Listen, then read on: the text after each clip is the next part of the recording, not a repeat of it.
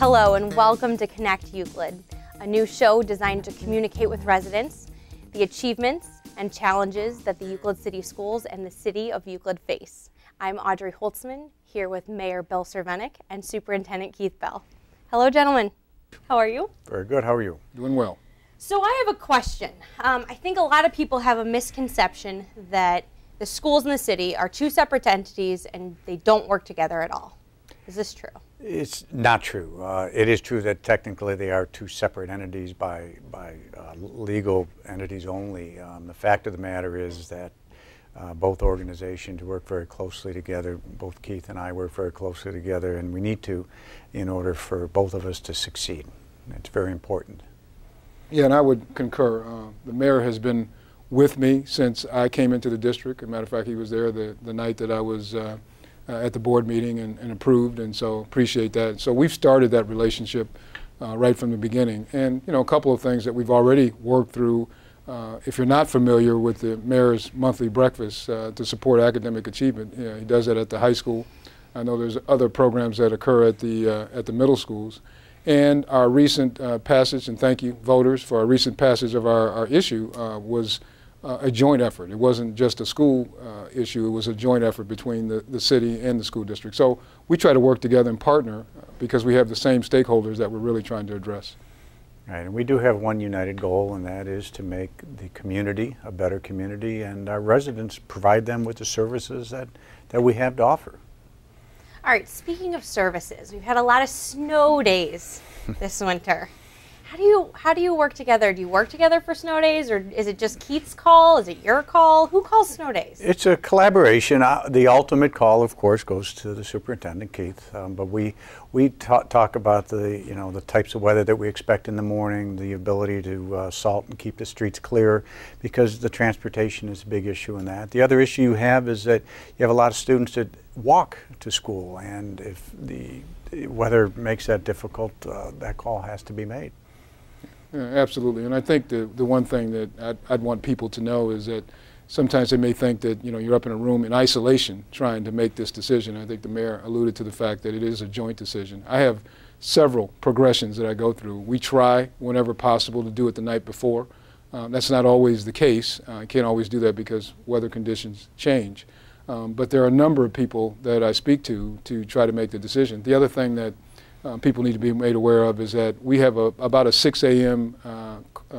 Time call to make this in order to get transportation. So if the weather changes, like it did about a week ago, between 6 and the time that school starts, it's very difficult to pull things back. So we do have a conversation regarding what the weather conditions are, and you look at all of those things when you make the decisions. Obviously, having the roads clear is a key component of that decision, but there are multiple factors that go into it, and we try to do the best we can. I don't guarantee we always get it right. We try to do the best we can, but the bottom line is that we have multiple people, and I really appreciate the support of the city in making us aware of what we need to be prepared for.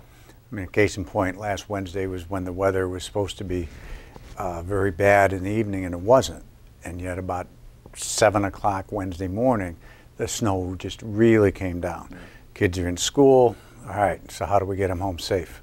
We have to make sure that we can get the area around the schools plowed, salted, and everything going for when they're dismissal time to keep them safe. You can't always make that call the night before, but we try. We do try. It's always a tough call. Yeah, it is. All right, so you work together for snow days. What else do you work together for? Do you share anything? Yeah, we share. The residents are fortunate that we have great facilities in Euclid, some owned and operated by the schools and some by the city, and recently we have come to share those facilities, and it works out. Again, not so much whether it works out for us doesn't matter, it works out for the residents. Our recreation department now has basketball programming at the new gymnasium at the schools, the new schools, which really brings it closer to the neighborhood, and those are wonderful facilities, by the way. We share ball diamonds, we share soccer fields, we use the swimming pool and the track at Euclid High School for our residents to walk during the day and do the swimming in the wintertime, and it's phenomenal. Yeah, and I just like to just kind of piggyback on what the mayor said about the new schools, which I think is a really visible way for residents to be able to see how we work together. That whole project, even though I came in once we got ready to open schools, would have never occurred had there not been collaboration between the city and the school district. And so it was really a concerted effort to work together to be able to make things work. And so, you know, the other parts of that are we look for opportunities to be able to see how we can help. We recently offered up our IT department to be able to help when the city was trying to look at what they wanted to do with technology here, because we've got some people that have some expertise in that area. So we try to identify different areas and really just try to work together, because we know that we're all trying to serve the same population. Absolutely. Mr. Mayor, we've gotten some feedback about study tables through the Recreation Department. Can you tell me a little bit about that? I mentioned the other day in my State of the City that our Recreation Department's main goal is to provide recreation for people of all ages, shapes, and sizes. But the really icing on the cake is our goal behind our youth programs. Our youth programs are geared towards helping the total child, teaching them the importance of education, teaching them the importance of respect of themselves and others, and also making them understand good sportsmanship. If we can do all that, then we worry about building the next athlete or the next LeBron James. You got to take care of the person first, and one of the ways you do that on the education side is to hold study tables, where once a week, twice a month, students have to sit down and study, especially those that are having difficulty. We work very closely with the schools to get progress reports and their report cards, so that we can identify those people that are the kids that are struggling. The other thing we have in our rec department is we have over 100 volunteers that coach the kids in basketball and football, and they're all trained in a mentoring class, which helps these coaches and assistant coaches maybe identify a change in a child's attitude, or just something that makes you think there may be something wrong in this kid's life that we can all help with if we draw attention to it. So it's real important. I received an email not that long ago from a woman that says, you know what, made a big difference in my kid's life. I've seen the change to the positive. So we've actually had coaches, including Director Max Stevens, knock on somebody's door and say, hey, I sense there may be a problem, can we help you? And they will take that help, and they're glad somebody cares. And that's what's important. I think Keith and I and our people really care about our students. Yeah, absolutely. And I'd just like to add that, you know, one of the things that if we don't know about the kids in the community that we deal with, that this is not a school issue and it's not a city issue, it's a joint issue. And it's very difficult for us to make the improvements we want to make in the school district without having partners. You know, we have kids from 7 o'clock to 3:30 or 4 o'clock in the afternoon. So what happens when they leave? If we don't have an opportunity to be able to reinforce some of the same kinds of attitudes and behaviors that we want outside the classroom, then it makes it very difficult. And school districts are learning, if they don't have this kind of a partnership, that it's going to be very difficult, because you end up fighting one another, and you end up trying to do the same thing and taking resources and not being efficient with them. So we realize how important it is to work with the city. They're reinforcing the same things that we want in school. They're doing those kinds of activities help to support the whole child. We have a common message that we're trying to send. I had alluded to before, you know, the breakfasts and all of the different things that we do together, all try to make that happen. But there is absolutely no way we can get the kind of achievement and growth that we want out of our students if we don't have solid partners, and the city is a solid partner to help us to be able to make that happen. So we support those things. We realize, as the mayor said, that the whole child is very important. Any research that you take a look at will show you that students that are actively engaged have a higher propensity to learn in the classroom. They also have a higher propensity to behave, because they learn those structures. They learn what they need to do, and they start to become and start to get a focus. So all of those things are important, and if we have someone like the city that's reinforcing that, we are totally 100% behind that, and we'll continue to work together to make that happen. You know, I think there's something that Keith brings that not necessarily was missing, but he reinforces it all the time, and we stand with him on that, and that is what we expect of our students, what we expect of the young residents of this city. And we have to be very clear and letting them know what we expect, and then holding them to those expectations. On a smaller scale, when we opened up the basketball courts this summer, where other cities are taking basketball courts down, we opened up 2 brand new basketball courts. And we met with those children, and we told them what we expect, that we expect them to treat those courts with care, clean up after them, and keep the behavior where it should be. They've done that. We invested in them, we told them our expectations, and they delivered. And I think we have the same thing in the school system. I've been at gatherings with school students, and you tell them exactly what you expect of them, and that's important. Yeah. And I think the other thing that the mayor alluded to that I just want to make sure everyone is aware of is that you know, this year I'm very proud that we have reduced discipline in every building, and we have data to support that. That didn't happen just because the school made some changes. That happened because of the partnership. It happened because those same expectations that we're asking for in school are being reinforced outside of school. And that's why it's a total team effort to make that happen. And as the mayor said, we give our students, we want them to aspire to high expectations and not low expectations. And you know, quite honestly, it's a different culture. It's a different, they may not have heard that anywhere else. They may not have got that for whatever reason. And so what we're trying to do is to make sure that we continue to support that we continue to make sure that they know we appreciate that, and we let them know that. So again, the team effort, I think, is making a difference. We're nowhere near where we want to be, but we're making strides to get there. So with those expectations, that brings us to the idea of the state report card. What does the state report card have to do with Euclid? What impact does that have on Euclid? Well, I think it can have either a negative or a positive impact based off of your interpretation of what the information that you see. I think that what I would want residents to know is that number one is that I don't accept and am not satisfied with where we are. That's the first piece that I think everyone needs to know.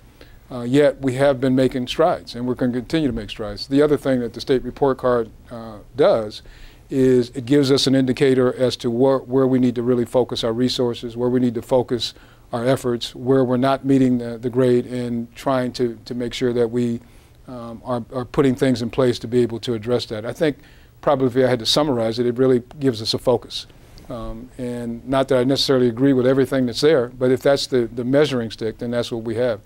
I think the thing that makes it difficult for us now is the fact that we have one set of indicators that we are currently under, yet we're trying to get ready for a new set of indicators. And I've said this to many residents and people that I've spoken to, that in the next couple of years, our students, our scores on the state report card could be less, but our kids could learn more.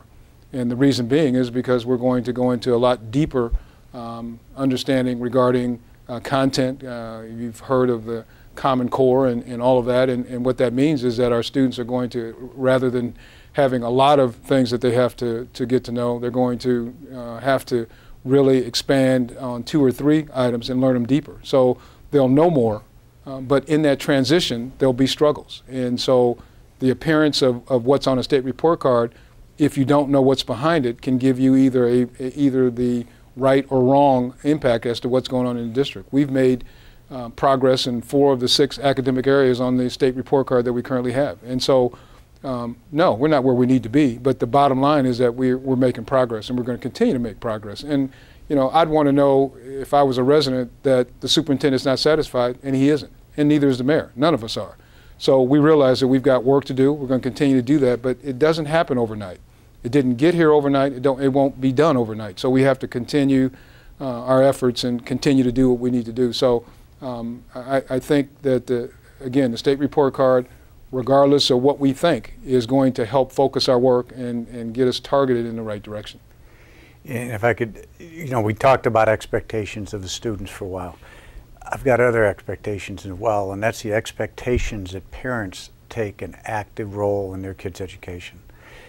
It's not easy being a parent today, and I grant you that, but it's not easy being a kid either. And the kids look up to their parents, and they need help. I couldn't do some of my grandchild's, because my kids are in their 30s, I couldn't do some of my grandchild's math, and I'm a CPA, because, you know, it's different. But I can show an interest in what she's doing and ask her to show me. I can sit and read with her You know, I can, you know, you can encourage, pay attention when they get a report card. Don't wait for them to tell you. Call up and say, hey, what'd you do? If you're a parent, hey, you did a good job. Got to work on this a little bit. English is a little tough, but you know, okay, let me help you. That's a subject I can help you with. These kids need their parents' involvement. They need their grandparents' involvement. Even the older brothers and sisters. Come on, kids, help your little guy out or your little girl out. Help them out. Let them do that. People that don't have children, residents that want to help, there's tutoring programs. There are all sorts of things you can do to help these kids out. And they need your help. And you know what? They appreciate your help. Mm-hmm. I think if a parent and their child really work together on their schoolwork, I think it's going to really improve the whole relationship that they have. So you get two benefits. You get to know your kid a little bit better, and you watch your kid excel in school. And that just is a win-win both ways. And you know, Mr. Mayor, there's a perception that people have, especially with older kids, that as they get older, that they need less parental involvement. And that couldn't be farthest from the truth.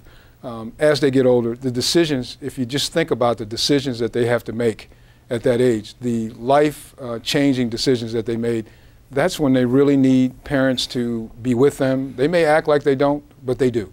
And they want you to be involved. They want you to help them with these decisions. And so it's real important that parents are involved in whatever way that they can.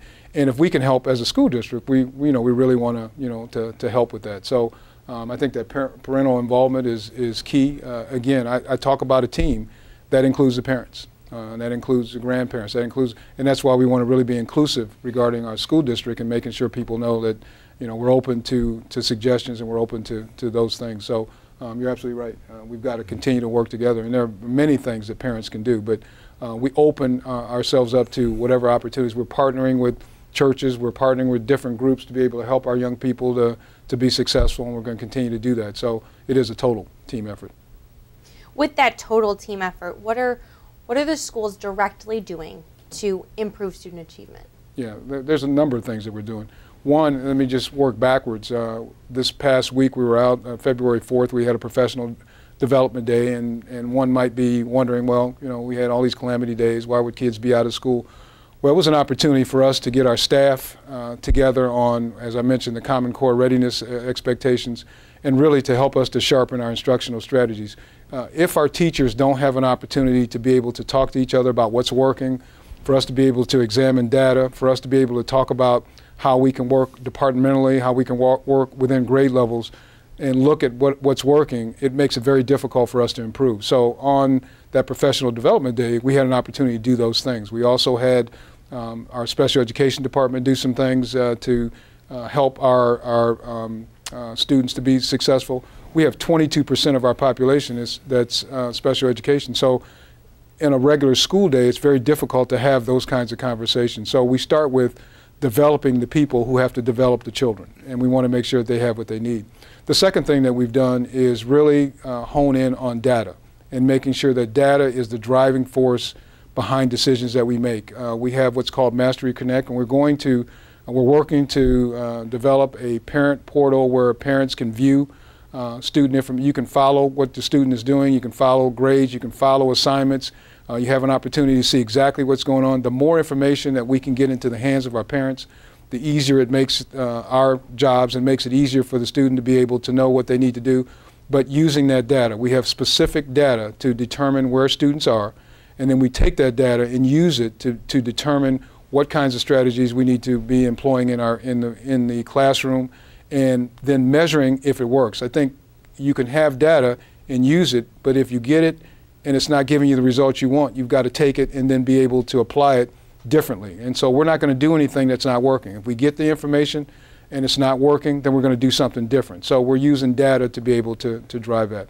And I think the other thing that we're trying to do is to make sure that we are, as we look through our teacher evaluation process, which is going on currently within the district. Now that's new, right? That's new. That's new. It has 50% of that evaluation is centered around student growth. And so what that means is that all of us are, have to be paying attention to student growth, regardless of where students are, making sure that they grow. So we're really making sure that our principals have what they need to be able to support teachers, that our teachers have what they need to be able to support students, and that our students have what they need to be able to be successful. It's a tiered way of looking at it, but being able to have everything in place. So having the data, having the instructional strategies, having the time to be able to look at where we are really some of the things that are helping us to be able to make some of the changes and be able to get the growth.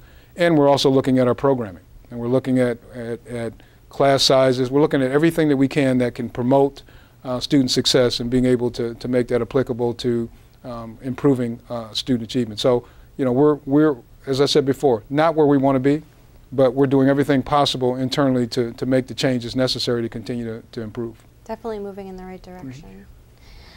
We will be right back after this short break.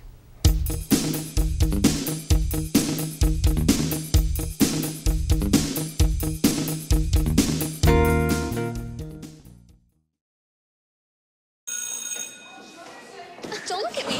Your hair's a bit frizzy today. Oh, you should pick that up. Oh, you're such a dork. Loser. Here, let me help you with that. Oops. Every day, kids witness bullying. Oh, look. Your crush is looking at you. Poor you. They want to help, but don't know how. See, no one here's gonna help you, because no one Teach your likes you. kids how to be more than a bystander. Visit stopbullying.gov. Kind of have that ADD thing to where I can't really pay attention that well. I might as well just drop out. So I bounced from like foster home to foster home. Dropped out of high school my junior year. I was hanging out with some people now I realize I shouldn't have. They join gangs, start doing drugs, try to sell drugs. It distracts you from everything around you. You're always having to watch your back. You can't really be yourself. The one person who really got me to go back into school was my mom, my mother. My parents were the people that helped me the most. I need them to know that it really does help me, that they're there for me.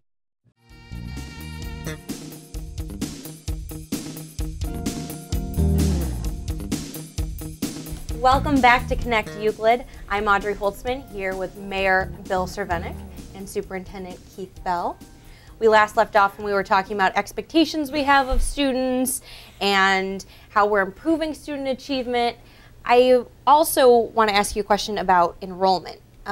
What's happening with Euclid City Schools enrollment? Well, I think that the city would be very proud of the fact that when you look at all of the first ring, and when I talk about first ring, if you look at the suburban school districts that surround Euclid, that we all work together with, we are not losing students, and our enrollment has increased.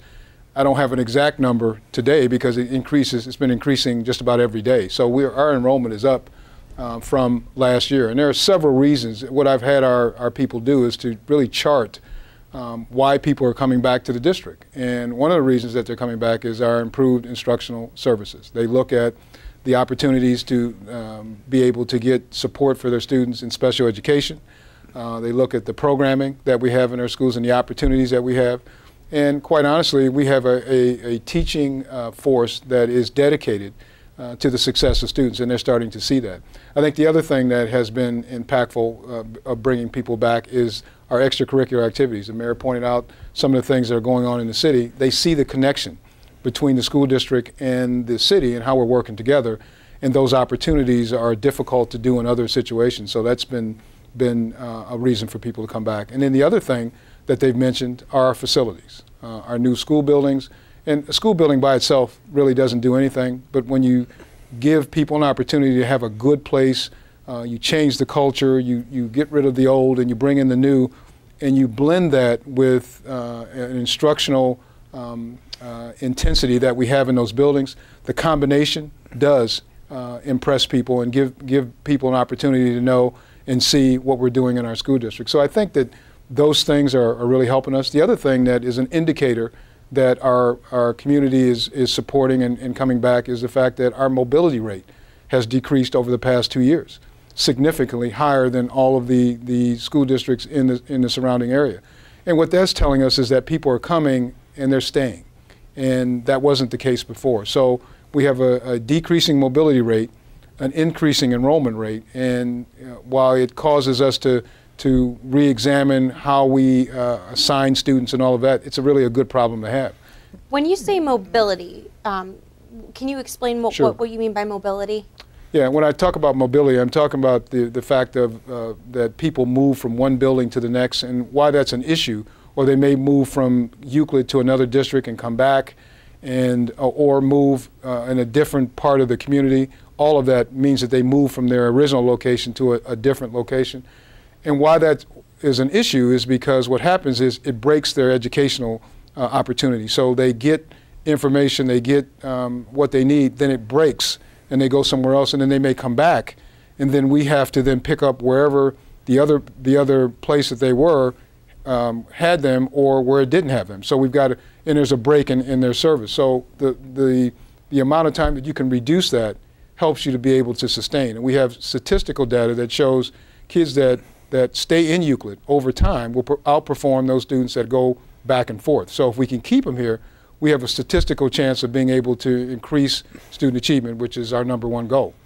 So that helps us to be able to do what we need to do, and that's the mobility aspect of why we're trying to make sure that people are there. And the other thing that is indirect, and I don't have any data to support it, but just something that you can look at with mobility, if they're not satisfied, they're going to go somewhere else. They're not satisfied with what you do. If more people aren't satisfied with what you do, they go somewhere else to get what they need. And if we feel like we can, if we're doing what we need to do and people are staying, then we have to feel good about our direction. And again, not where we want to be, but we want to be heading in the right direction, and that's what I think that information shares with us. You know, that's so important for a community as well. One of the basics of a good, strong, stable community is the stability of our residents saying, I'm moving to Euclid, my kids are going to go to school here from K through 12, that they're going to take ownership of their home, they're going to take ownership of their neighborhood, they're going to take ownership of their life here in the city of Euclid and participate in a positive way. We strive daily in the city of Euclid to make sure people understand Euclid is a desirable city to come into. Strong police force, strong fire force and EMS, great city services, all of those things. Again, as we talked about at the beginning, that's how we have to work together. If we don't have good, productive, strong, inviting schools where their children can learn, they may love the services and they may love the home and they may love the neighborhood, but they're going to scratch their head and say, I'm not sure. So we work hand in hand, and Keith and I both understand that, as we said earlier, we succeed together or we fail together, and we're not going to fail. We're going to succeed. And I just want to make sure I'm clear on one aspect, that the data and all of what I mentioned didn't happen just because of the school district. It happened, as the mayor said, because the city is a good place to come, the school district is a good place to come. The combination together is what makes that, which really helps that mobility rate. So it isn't where it's just the school doing something, and I think the mayor alluded to that. It's really the combination and the team effort. It's all very cyclical. Mm-hmm. It is, and you know, that division by governmental status only is the only division we have. The rest of it is we truly depend upon each other and rely on each other, and we feed off each other. There's no doubt. Superintendent Bell, it's been talked about that there could potentially be a fire academy at Euclid High School. Can you tell me a little bit about this? Sure. Yeah, we are working, and again, this is another opportunity to be able to share how we work together with the city. Because the mayor and I talk not only on this show, but we just talk monthly, and we get together formally to talk and see what's going on in each area. We talked last summer about the possibility of adding a fire academy to the high school curriculum, and we thought it would be a win-win for the city. One of the things that I found out through my conversation with the mayor is that we did not, our population of people that we could employ, we weren't getting a lot of people from inside the city, and we wanted to be able to increase that. We also wanted to increase the opportunity for our residents to have that opportunity. And my brother was a former fire chief. I have some sensitivity to all of that. I thought it would be a good opportunity for us to bring that particular programming to our high school. Now, preliminarily, when we look at this, we already have enough to fill 4 sections at the high school, and that would be about 25 students in each section. So it is something that is extremely popular. It's something that I think is a need. But that wasn't brought to me. I wasn't smart enough to figure that out. The mayor brought that to me. What I was smart enough to figure out is that it was a good idea, and that we needed to run with it. And so we worked over the summer to put some pieces together. So what we're trying to do is to offer opportunities for our residents to be able to get employment, but also be able to give our students the skill set to understand how they can move on into other areas. If they wanted to go into the fire academy or go into the fire department and work, they have that opportunity, but they also have opportunities to do some other things through this program. So I think it's a really good opportunity for our students, but I think it again reflects how the city and the school district work together. That idea originated from the city, but we have worked together to make it to come to fruition. How does that impact the city? It impacts it tremendously. I've always tried as mayor to make sure that our hiring practices and our appointing practices always try and reflect the face of our community. And we're a very diverse community. And if we're able to take that diversity, nurture it, teach these children, the students, a trade like becoming a firefighter. And it's more than just a firefighter because it's a paramedic as well. Those students will go on and take their paramedic classes in college, come back, test for our fire department, and become working members of the Euclid Fire Department. To have that quality of homegrown talent become part of our department would be great. We do have the best trained, highly trained and technical fire department in the state of Ohio as far as I'm concerned, and this will just enhance that. I got to tell you, the soon-to-be named assistant chief really has taken this under his wing, and Will Anderson, he really wants to make this work, and we've also benefited by having the partnership of Tri-C as well, and of course the Euclid schools.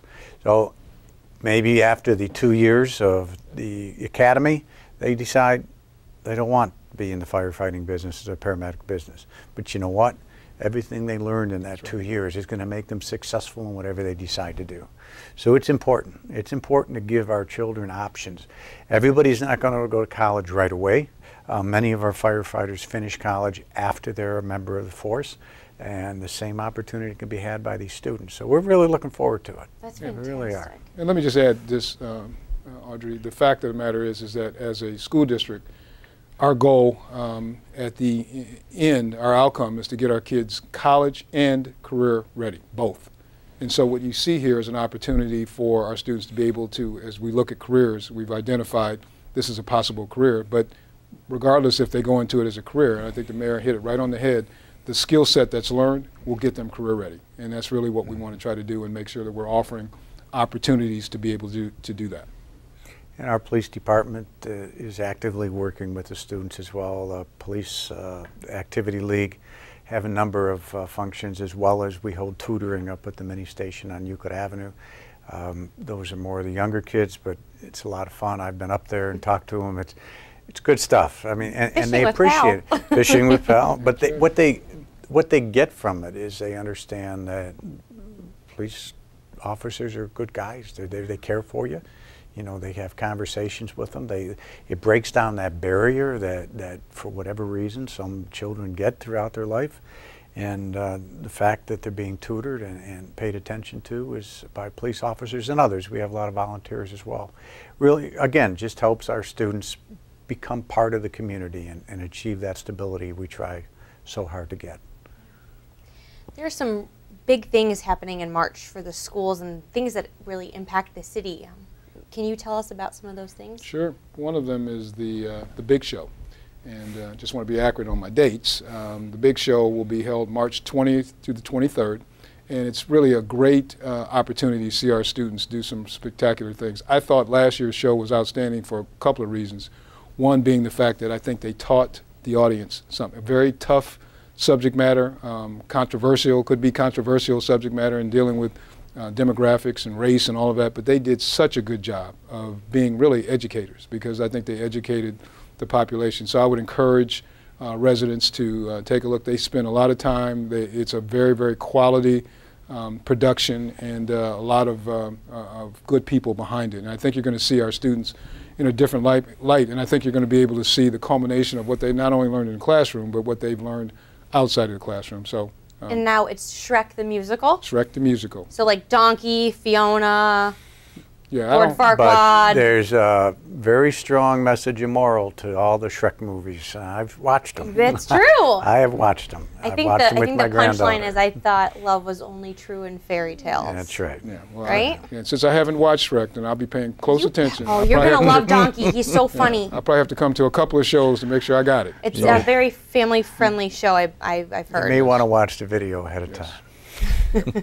For tickets, I believe right. the number is 216-797-2912. Yep. And I think the other thing that is important for residents to know is that we will be registering for kindergarten, I believe in March, and we start our kindergarten registration, and so that would include any student that is 5 on August 1st or after. Love to do that early, and the reason why it really helps us if you do it early is that it allows us to be able to look at what the student needs, be able to put together programming. You heard me mention before about differentiation. It allows us to be able to take your student, find out what he or she needs, and be able to craft instruction to be able to support their learning. So the earlier we can do that, the easier it makes it on us, and I think it makes it better for students so that they can have a plan of instruction that's going to benefit them. So if you can help us with, if you know you're going to be coming to the district, which we hope you are, we'd love to have you register early. We get support for you. We'll do whatever we need to do. And it gives us time over the summer, too, to be able to help you along with what you can do as a parent to help students to grow. So those are the two things that I think are fantastic that are happening in the district. And the phone number to register for kindergarten or to make an appointment to register for kindergarten is 216-797-2933. That about wraps up our time for today, but I'm sure that you guys would love some questions from the community, right? Certainly, that's what we're here for. Yes. Mayor Cervenik and Superintendent Bell would love to answer any questions, so we invite you to email aholtzman@euclidschools.org. Any question that you want to ask the superintendent and or the mayor, and we will address that at the next Connect Euclid. Now, this is our first show. I think we need to commit to doing more. Yes, I think sir. the information that we get out and people understand is very, very important to our community Absolutely. and to both of our organizations. But you got to come back and moderate and host this again. I would love to. Okay, It's my Audrey, pleasure. good. That's right. Well, we look forward to seeing you next time. And once again, we look forward to your emails. Thank you for watching, and we will see you on the next Connect Euclid.